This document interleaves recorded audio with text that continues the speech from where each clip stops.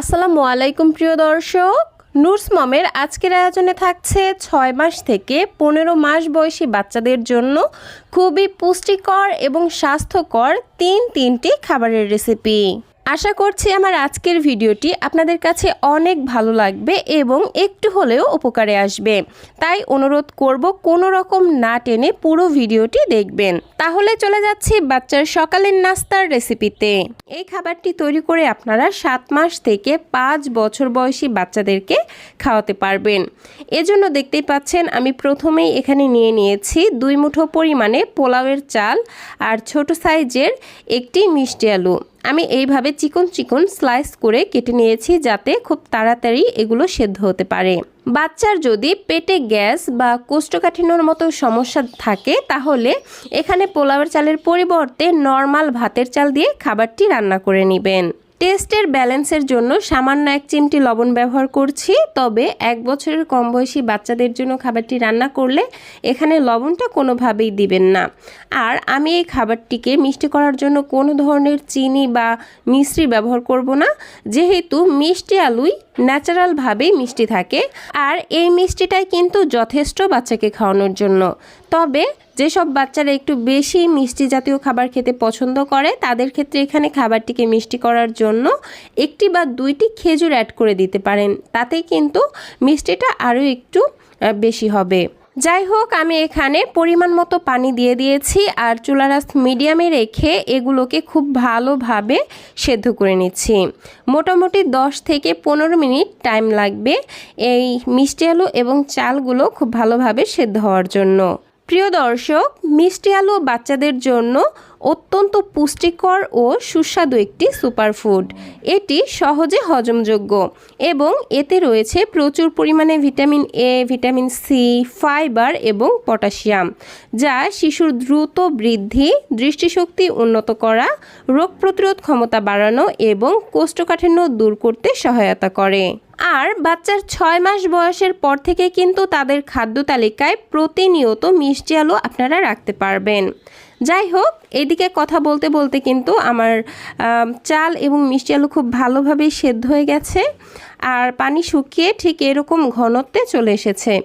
এখন হচ্ছে আমি এই খাবারটিকে আরও একটু পুষ্টিসম্পন্ন এবং মজাদার করার জন্য দিয়ে দিব খুব ভালো পাকা দেখে একটি কলা। আমি এখানে একটি কলার অর্ধেক অংশ নিয়ে নিয়েছি, কারণ এই কলাটা এমনিতেও অনেক বেশি মিষ্টি ছিল। তো কলা দেওয়ার পর আমি এরকম একটি ম্যাশারের সাহায্যে খাবারটির সঙ্গে খুব ভালোভাবে মিশিয়ে নিচ্ছি।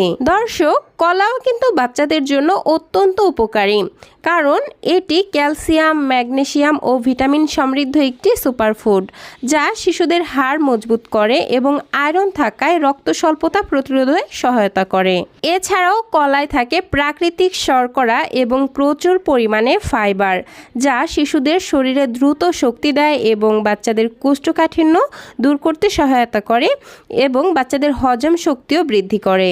আর এই প্রচণ্ড গরমেও বাচ্চাদের শরীর এবং পেট ঠান্ডা রাখতে সহায়তা করে। যাই হোক, আমি খাবারটিকে ঠিক এইরকম ঘনত্বে রেখে চুলা থেকে নামিয়ে নিলাম। আর এই তো তৈরি হয়ে গেল বাচ্চাদের জন্য খুবই পুষ্টিকর, মজাদার, একই সাথে সহজ পাচ্য একটি খাবারের রেসিপি। খাবারটিকে আমি এই পর্যায়ে আরও একটু পুষ্টিসম্পন্ন করতে চাচ্ছি, সেজন্য এখানে আমি 1/2 চা চামচ পরিমাণ ঘি যুক্ত করে দিলাম। এই ঘি থেকে বাচ্চারা গুড ফ্যাট এবং ক্যালোরি পেয়ে যাবে, যা বাচ্চাদের দ্রুত ওজন বাড়াতে এবং স্মৃতিশক্তি বাড়াতে সহায়তা করবে। তো খাবারটি তৈরি করতে আমি প্রথমে নিয়ে নিচ্ছি 2 টেবিল চামচ পরিমাণ রেগুলার ভাতের চাল। আপনারা চাইলে এখানে সুগন্ধি পোলাওয়ের চালও ব্যবহার করতে পারেন। একই সাথে নিয়ে নিচ্ছি 1 টেবিল চামচ পরিমাণ মুগের ডাল। এখন এই সব কিছুকে নর্মাল পানির সাহায্যে বেশ কয়েকবার পানি চেঞ্জ করে খুব ভালোভাবে ধুয়ে নিব। এই তো আমি চাল এবং ডালগুলোকে খুব ভালোভাবেই ধুয়ে নিয়েছি। এবার এটাকে একটা সাইডে রেখে দিচ্ছি। আর আমি এই খাবারটি রান্না করতে 2 ধরনের সবজি ব্যবহার করছি।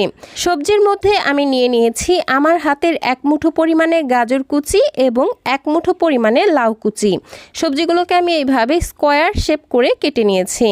এবার এই সব কিছু নিয়ে সরাসরি চলে যাচ্ছি চুলায়। চুলায় একটি পরিষ্কার প্যান বসিয়ে নিয়েছি। এখন এর মধ্যে আগে থেকেই ধুয়ে রাখা চাল এবং ডালগুলো দিয়ে দিচ্ছি। দেন এগুলো রান্না হবার জন্য দিয়ে দিব পরিমাণ মতো বিশুদ্ধ খাবার পানি। একই সাথে কেটে রাখা সবজিগুলো দিয়ে দিলাম। এখন চুলার আঁচ মিডিয়ামে রেখে ঢাকনা দিয়ে ঢেকে এই সব কিছু খুব ভালোভাবে সেদ্ধ হয়ে আসা পর্যন্ত রান্না করে নিতে হবে। এই পর্যায়ে আমি খাবারটির টেস্ট বাড়ানোর জন্য সামান্য 1 চিমটি লবণ ব্যবহার করছি। তবে যাদের বাচ্চাদের বয়স 1 বছরের কম তারা কিন্তু এখানে লবণটা স্কিপ করবেন। প্রিয় দর্শক, এই প্রচণ্ড গরমে আমাদের ঘরের ছোট্ট সোনামণিদেরকে সুস্থ রাখতে কিন্তু আমাদের মায়েদেরকে বাচ্চার প্রতি নিতে হবে বিশেষ যত্ন। বাচ্চার খাবারের দিকেও কিন্তু বিশেষ নজর রাখতে হবে। বাচ্চাকে এই গরমের ভিতরে বেশি জটিল খাবার না খাইয়ে চেষ্টা করতে হবে সহজপাচ্য খাবার খাওয়ানোর জন্য। আর বেশি বেশি করে পানি অথবা পানি জাতীয় খাবার খাওয়াতে হবে, কারণ খাবার থেকেই বাচ্চাদের মৌলিক চাহিদাগুলো পূরণ হয়। তাই মায়েদেরকে বিশেষ নজর রেখে বাচ্চাদেরকে যথাসময়ে সঠিক খাবারগুলো খাওয়াতে হবে, তাহলেই ইনশাআল্লাহ এই গরমে বাচ্চারা সুস্থ থাকবে। তো যাই হোক দর্শক, কথা বলতে বলতে এদিকে কিন্তু আমার খাবার অলরেডি খুব ভালোভাবে সেদ্ধ হয়ে গেছে। দেখতেই পাচ্ছেন চাল, ডাল এবং সবজিগুলো খুব সুন্দরভাবে সেদ্ধ হয়ে গেছে। এখন হচ্ছে যেসব বাচ্চারা খাবার চিবিয়ে খেতে পারে না তাদের ক্ষেত্রে এইরকম একটি ম্যাশারের সাহায্যে খাবারটিকে একটু আধ ভাঙা করে ভেঙে নেবেন। আর যাদের বাচ্চারা চিবিয়ে খেতে পারে তাদের ক্ষেত্রে তো আর ম্যাশ করে নেওয়ার কোনো প্রয়োজন নেই। এই তো আমি খুব সুন্দরভাবেই খাবারটিকে ম্যাশ করে নিয়েছি। এখন হচ্ছে আমি যেহেতু এই খাবারটিতে কোনো ধরনের তেল বা ফ্যাট যুক্ত করিনি, সেজন্য এই পর্যায়ে 1 চা চামচ পরিমাণ ঘি যুক্ত করে দিলাম। এতে করে বাচ্চা গুড ফ্যাট পেয়ে যাবে আর খাবারটির টেস্টও একটু বেড়ে যাবে। আর আমি খাবারটিকে আরও একটু মজাদার করার জন্য 1/2 চা চামচ পরিমাণ জিরার গুঁড়া দিয়ে দিচ্ছি। এই জিরার গুঁড়া দেওয়ার ফলে খাবারটি থেকে খুবই সুন্দর একটি ফ্লেভার বের হবে। তো সব কিছু খুব ভালোভাবে নেড়েচেড়ে মিশিয়ে নিলেই কিন্তু খাবারটি বাচ্চাকে খাওয়ানোর জন্য একদমই তৈরি হয়ে যাবে। আমি ঠিক এই রকম ঘনত্বে রেখে খাবারটিকে চুলা থেকে নামিয়ে নিচ্ছি। আর এই তো তৈরি হয়ে গেল বাচ্চাদের জন্য খুবই পুষ্টিকর, মজাদার এবং সহজপাচ্য একটি খাবারের রেসিপি। ওজন বৃদ্ধিকারী এই খাবারটি তৈরি করতে আমাদের প্রথমেই লাগবে বাচ্চার চাহিদা অনুযায়ী চিড়া। আমি এখানে সাদা চিড়া নিয়ে নিয়েছি, আপনারা চাইলে এখানে লাল চিড়াটাও নিতে পারেন। চিড়াগুলোকে এখন খুব ভালোভাবে পানি দিয়ে ধুয়ে নিব।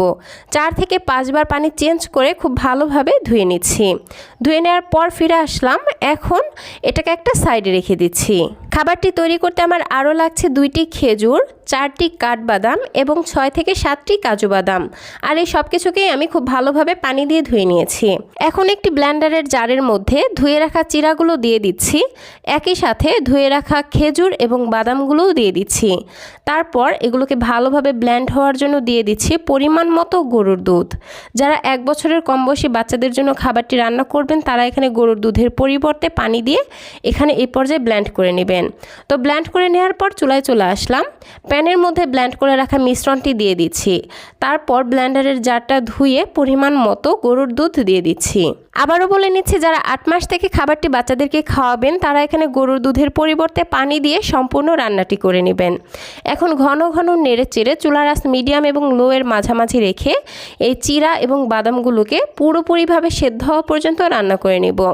এগুলো রান্না হতে খুব বেশি সময় লাগবে না, 5 থেকে 6 মিনিট রান্না করলেই খাবারটি তৈরি হয়ে যাবে।